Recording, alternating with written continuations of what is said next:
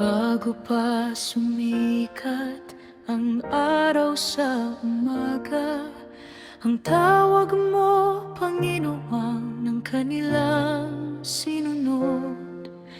Iniwan ang sariling pangarap at ginhawa upang ihayag ang salita mong banal at tapat. Hindi hinanap ang papuri ng mundo, hindi umukot sa takot at pagsubok. Ang kanilang puso'y nakalaan sa iyo, buhay man ang kapalit, ikaw ang kanilang sandigan.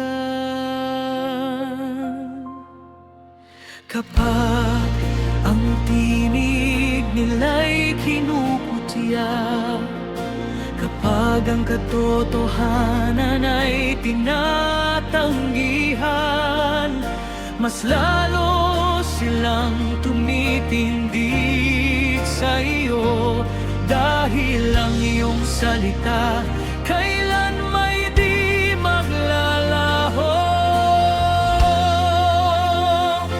Matatag sila sa katotohanan, mga mandirigma ng iyong kaharian.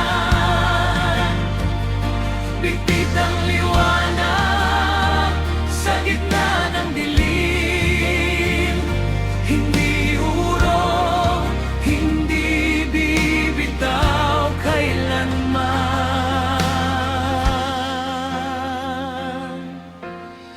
Sa harap ng unos at mga pagsubok, ang pananampalataya nila'y di matitinag.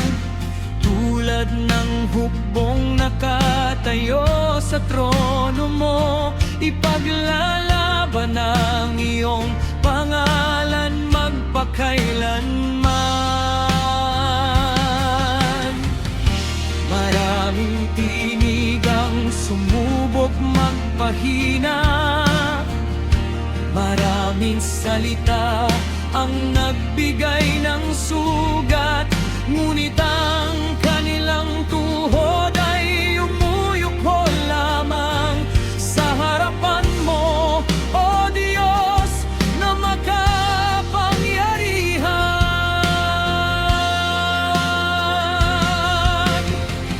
Hindi sila nabuhay para sa sarili, kundi upang maging ilaw ng sanlibutan.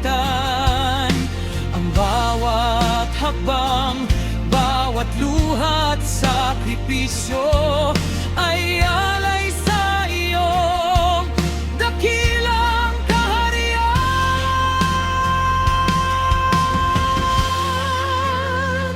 Kung ang mundo ay tumalikod, kami mananatili sa iyo. Kung ang lahat ay manghusga, ang iyong katotohanan ang aming ingatan.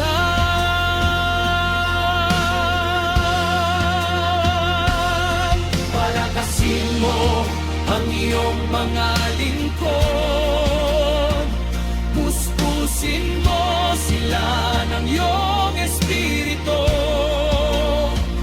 hanggang sa huling hininga ng kanilang buhay. Ang iyong pangalan ang kanilang itataas.